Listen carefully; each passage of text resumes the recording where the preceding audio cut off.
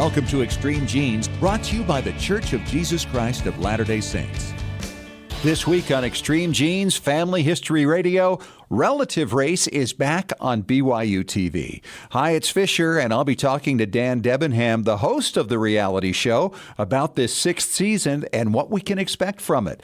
Plus, I'll talk to a man who made a remarkable discovery about his family of 9 children. He and his siblings all discovered through DNA. A shocking story. You're going to want to hear about the book he's written about the experience. That's all this week on Extreme Genes Family History Radio, brought to you by FamilySearch.org. Discover, gather, connect. A presentation of the Church of Jesus Christ of Latter-day Saints. And you have found us. It is America's Family History Show, Extreme Genes and ExtremeGenes.com. It is Fisher here, your radio root sleuth on the program where we shake your family tree and watch the nuts fall out. And this episode is brought to you by BYU TV's Relative Race, Sunday nights at 8 o'clock Eastern, 5 o'clock Pacific time. And the new season is underway. In fact, later on in the show, in about 10 minutes, we're going to talk to Dan Debenham. He is the host of the show. It's the new season, and he'll give you the rundown on what's happening, what's new, where they're going, and all kinds of great stuff. Then later in the show, we're going to talk to Steve Anderson. You may remember him from episode 100, where he talked about the discovery of the fact that he, among his 9 siblings, were not fathered by their dad. In fact, they were fathered by many different people. And now Steve has written a book about it. We'll tell you the full story and tell you where you can get the book coming up later on in the show. Right now, let's head out to Boston, where my good friend David Allen Lambert is standing by. He is the chief genealogist of the New England Historic Genealogical Society and AmericanAncestors.org. And David's got our family histoire news for you today. David, how are you? Great to have you back. Always a pleasure to be on the show. And as we approach the next 100 episodes, yes. This is great. That's true. Well, I'll tell you, with the discovery of how we can use DNA in genealogy, it's been remarkable. But for family members, the discovery of DNA has brought veterans home. And I mean specifically, in this case, Pearl Harbor.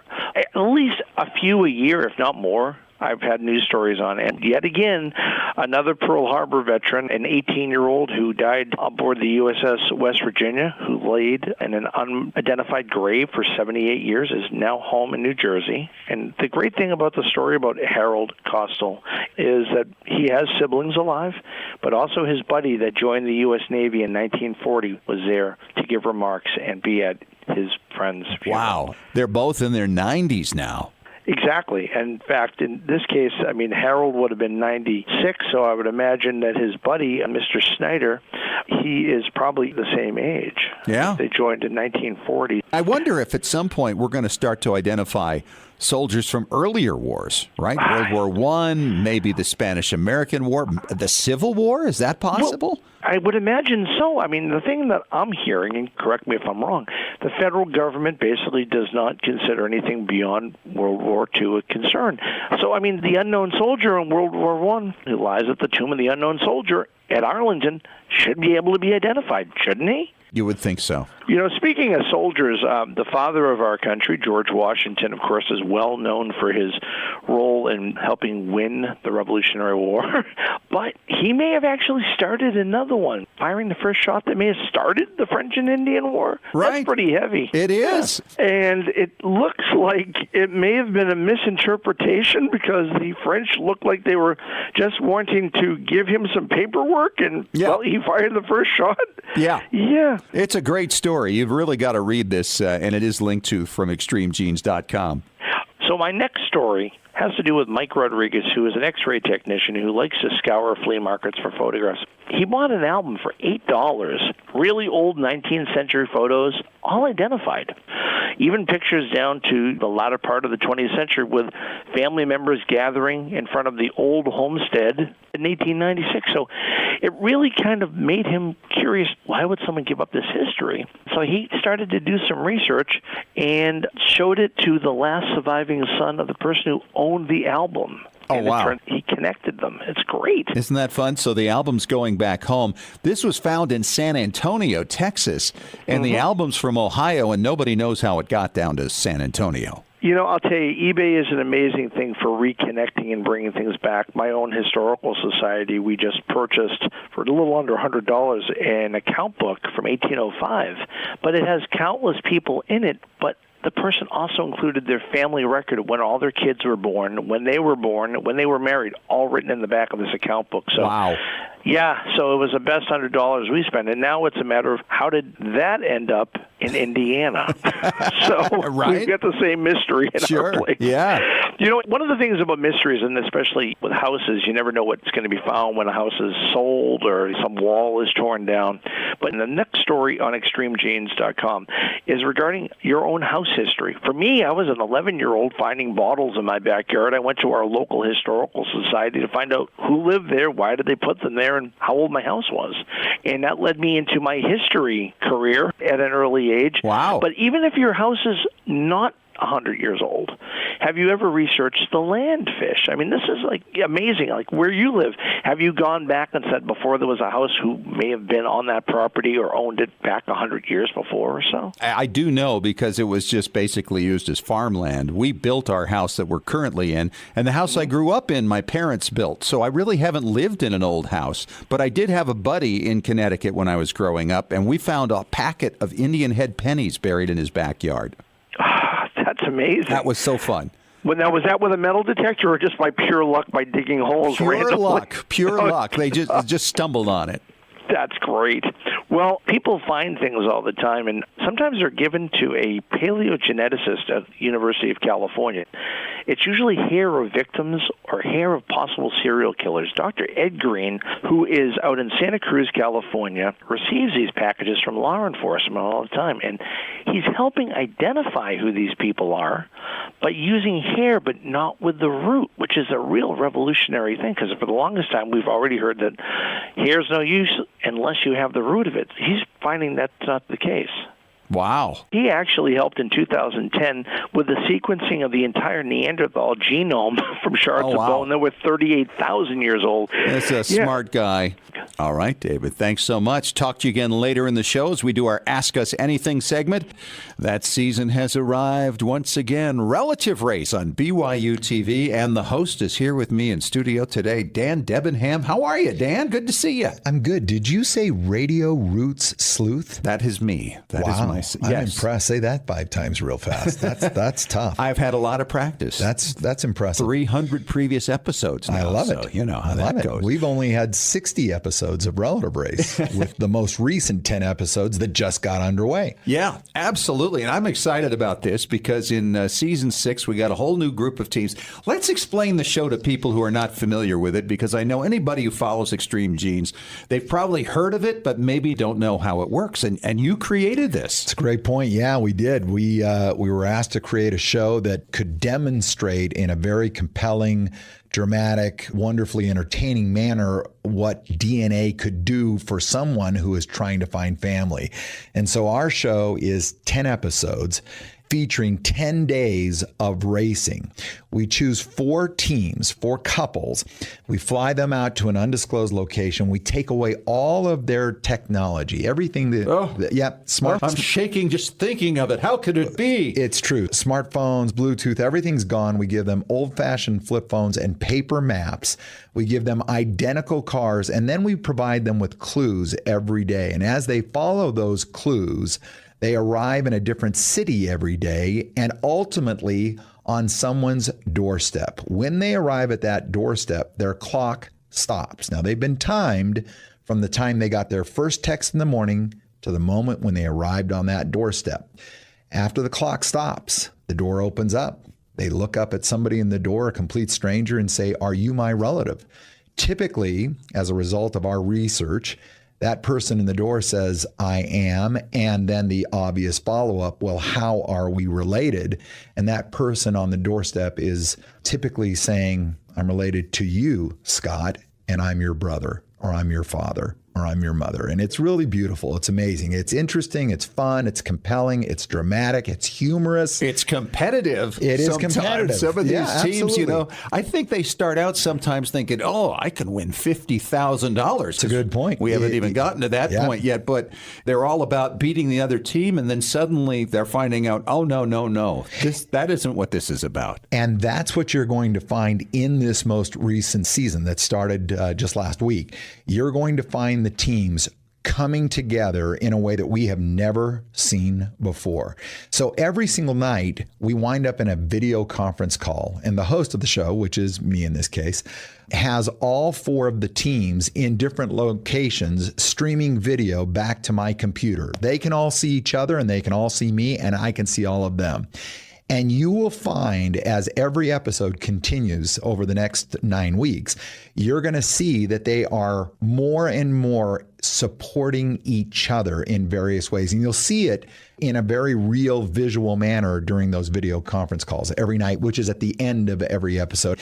Each day, everyone has a different allotted time because they're all going to different cities. But if you go over your allotted time the most, you receive a strike. 3 strikes and you're out of the race. But if you make it all the way to day 10 and then finish in first place on day 10, you pick up $50,000. And so you would think there's this great competition, but as you noted, more and more they are actually rooting for each other because they're all looking for family, and they're affected by others finding key members of their family each and every day. And it is amazing. I think these folks represent a lot of people that we all run into in our lives, right? And as genealogists or family history researchers, how many of us have helped friends find their birth parents or find a parent's birth parents or connect to a line or even go through the travesty of finding that a parent wasn't your parent and finding out the truth. I mean, there's so much drama in everyday life. And I think all of these different couples, these teams, represent this same thing that all of us deal with on a regular basis. It is dramatic. It is fun, but it's all life-changing. Agreed completely. Every season you've done has changed lives. Yeah, absolutely. And in fact, we are now for the first time going back over the past 6 seasons, and we're revisiting key couples throughout the past 6 seasons to see how their lives have changed since they were on the show. Wow. What a great idea. A great follow-up. So now you're in season 6. What is new in this season that you've never done before? I can tell you that for the first time, all 4 of our teams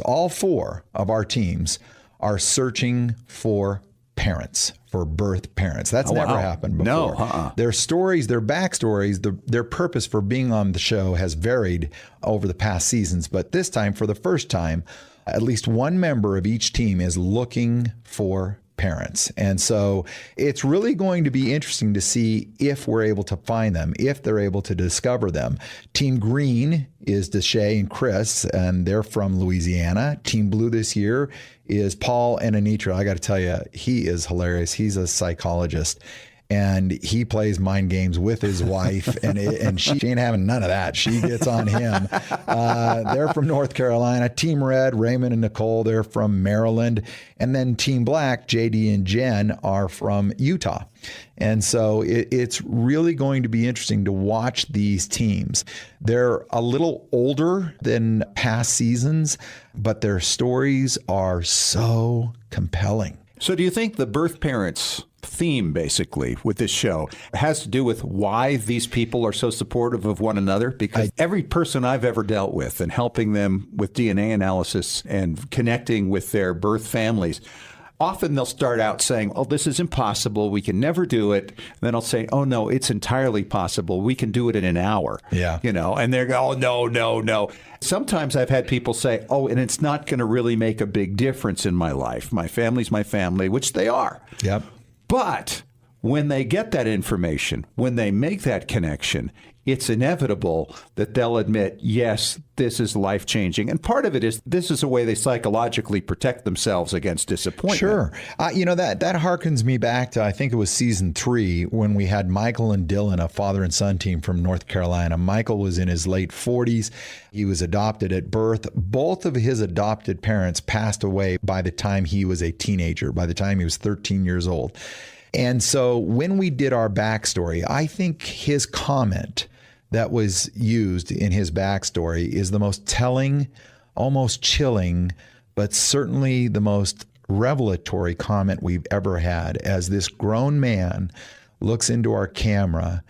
And he said his purpose for being on the show, as his lips started to tremble in emotion, he said, I just want to know if there's anybody out there that actually loves me. I mean, you think about that. Wow. Yeah, that's all he wanted to know. Is there somebody out there that loves me? And his journey was life-changing. And he's one of the teams that we're going back to revisit. Wow. But that's what this show is about. Yeah. It's about changing your life forever. So moving forward now, Dan, how does your team put these themes together, these ideas together? Okay, this season we're going to do this. This season we're going to change that. Take us inside your creative team meeting and how that came up. We've had people say that should be a reality show, behind the scenes at Lensworks Productions, creating Relative Race. We do have a theme each season. It's a loose theme. This season, the theme is on racing. The name of the show is Relative Race, and so our theme is racing.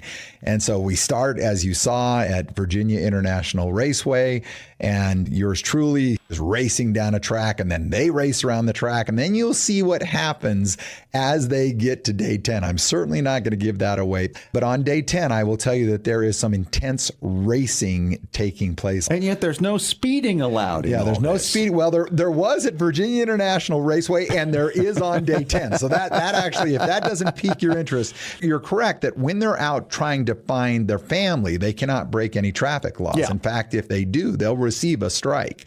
But on day 1 and on day 10, yeah, the rules are off because they're not on a public roadway. And so, yeah, we're racing on both those days. And it's fun. It was fun. Did you notice how Dan avoided the question about how they came up with this stuff? So, well, every season it's a challenge. It is driven by what locations can we start and finish at. That even is determined by what is our weather going to be. I mean, we have to take in all of these things. And when we cast the 4 couples, is there something that we think, a theme that would be fun for them to tackle and challenge and try to pull from day 1 to day 10? But again, this season is all about using the word race and using it in a very real manner on day 1s and day 10.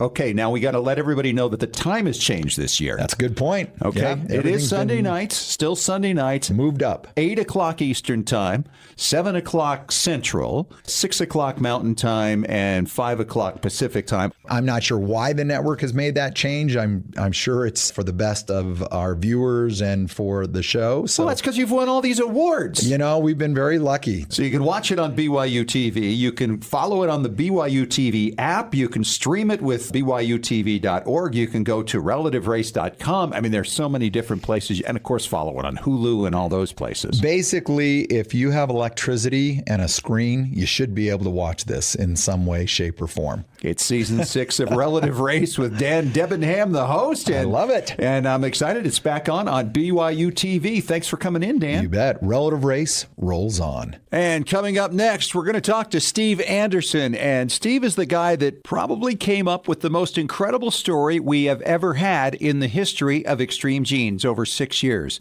And I am so pleased to have back on the show again today my good friend Steve Anderson.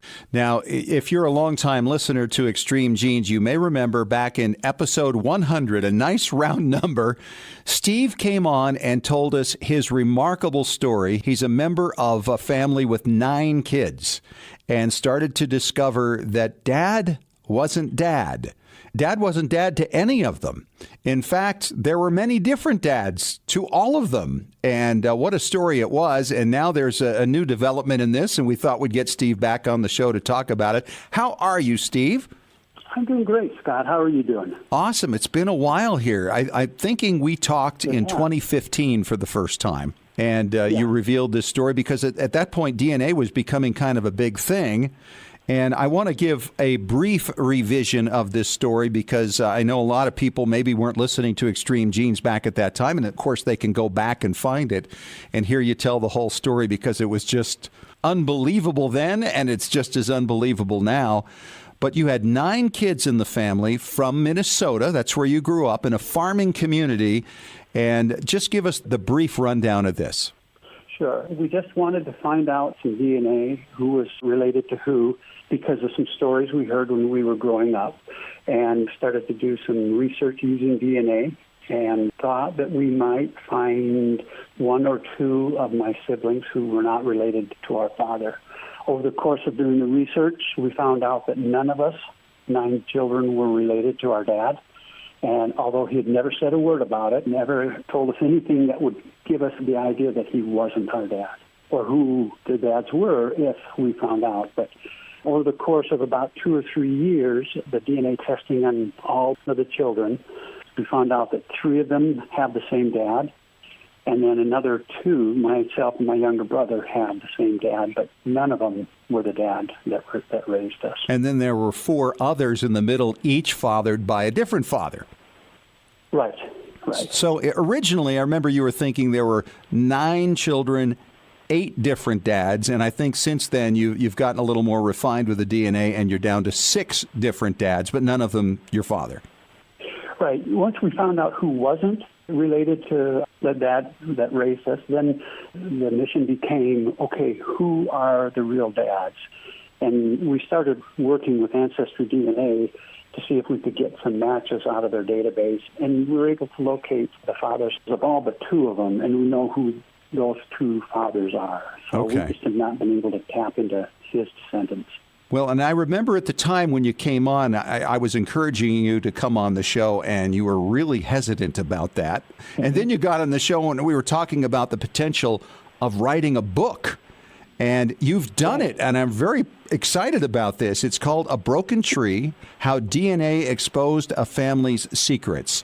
And Steve, this is a great accomplishment, and I'm really excited for you that you've been able to do this.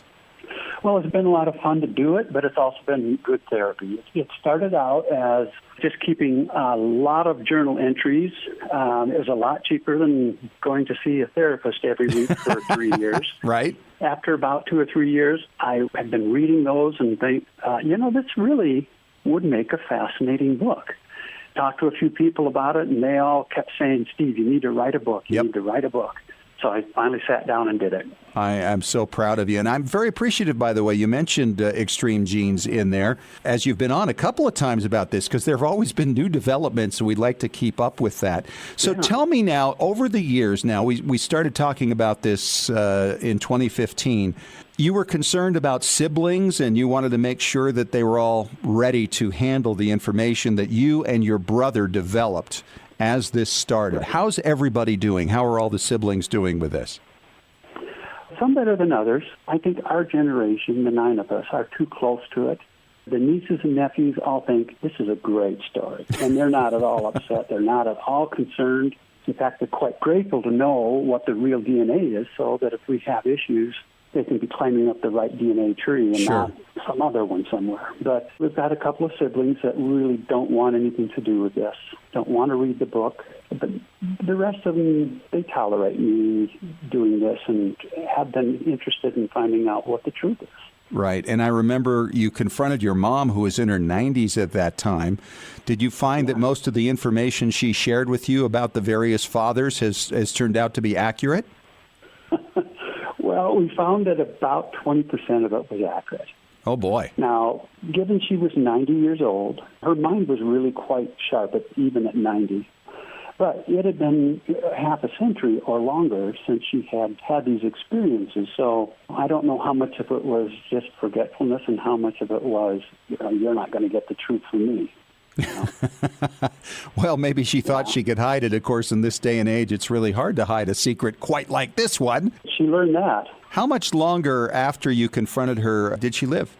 She lived another 3 years. She died at 93. Okay. And how did this affect her relationships with everybody? Well, the people that were close to her, I think, were very careful not to let this drive a wedge between them and her. Some of the kids really didn't want to be a part of her life just because a lot of issues from childhood and through the years. So I think as far as my mom is concerned, it wasn't a dramatic change. I think emotionally inside each one of us, yeah, it was a big deal. I know for me, I was always real close to her. Then after this, there was this sense of betrayal, and it was really hard to talk to her every Sunday night, because every Sunday night I'd call her and see how she's doing. And it was kind of like now I was talking to a little more of a stranger than my dear mother. Yeah, I'm sure that's absolutely true. So have any of your siblings or yourself actually had any contact with one of the birth fathers or their families? Well, all the birth fathers are gone now. Okay. But interesting enough, the last one to know the truth about what we were doing, we were able to make contact with her father's daughter, a half-sister. And so, and actually that was kind of an accident, but it was a good accident. Well, now, wait a minute. How does an accident like that happen, Steve?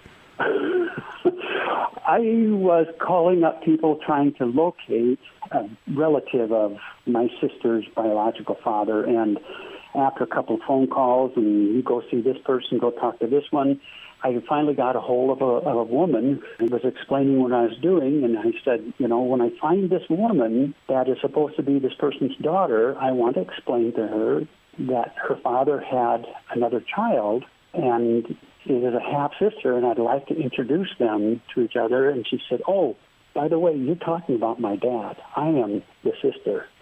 Oh, wow. And I thought that this was only one more link to finding that sister. Has that worked out well, the relationship? Well, the sister is 73 years old, and then my sister, I believe, was about 70. So, yeah, it turned out pretty good. I think it was good for both my sister and her to find out about this. But I still think at this age, this half-sister is just not sure she wants to pursue this too far. Of course. So they text each other and email each other, but I don't think at this point there's any interest in meeting each other. I see. Well, it's just incredible. And once again, if people want to hear Steve tell the entire story at the beginning, it's episode 100 of Extreme Genes. You can find it on iTunes, iHeartRadio, and of course through extremegenes.com. Steve, thanks again for staying in touch and keeping us informed on this most unusual story. Thank you. I enjoyed this very much. And up next, David is back with your questions for Ask Us Anything on Extreme Genes, America's Family History Show. And David, we have an email from Tracy in Pensacola, Florida, and she's asking about letters of administration. She says, guys, I've received the letters of administration from my great-grandfather, and it certainly doesn't tell me much. Is there anything more I should look for? Well, I mean, the letters of administration are great because they usually get you that petition citation decree. So it usually lays out all of the heirs. That's more of a formalized document you see in the 19th century, not so much earlier. But it's amazing how many probate files people look at that are just in the record books, and they don't look for the probate docket, the file papers that are rolled up. And that's the thing that you need to look for. Like, give you an example. So if I wrote a will today, which I probably should anyways, I would leave, my wife and to my siblings and obviously to my children. Now, both of my daughters are unmarried, and hopefully I'll live another 50 years or somewhere near that. And by then, if they're married, their surname may change. But in the old days, when you did that, you would just have, I leave to my daughter Elizabeth, I leave to my daughter Hannah, to my daughter Mary, and that's it. And if you look in the court record books, that's all you're going to get. So you assume that they got their portion. If you look for the file papers, they have these little receipts generally that say, I received my portion from my father's estate, and they make their mark and they sign their name, and it usually is the name that they're married under. Now, so therefore connecting generations. Now, this would be the same then for letters of administration. Just for people who don't know, a letter of administration is basically when somebody dies without a will. Mm-hmm. And typically the letter itself just says who is assigned to be the administrator, and I think that's what Tracy is talking about here. Right, exactly. The intestate probate, which the person died without leaving a will for whatever reason, but they have the heirs that would be the people getting the estate. And in the case of her, she may have got just the record book page, which would list them. But if you get to the file papers, and even not just the receipt signed by the kids getting their portion, you also get receipts for digging the grave, tolling the bell, whatever the case might be, any receipts that were applicable to be debited against the estate itself. Yeah. And that's what you're going to find in there. It's great stuff. Well, the petitions for administration are fantastic because it does name everybody involved, and you get signatures on that and addresses. And I will tell you that a few years ago, when I first learned about that in New York, and of course it's different everywhere, that's the thing you got to be aware of. Mm-hmm. When I got a hold of the petition for administration of my second great-grandmother's estate, it was signed by my great-grandmother. I'd never seen a signature of her before.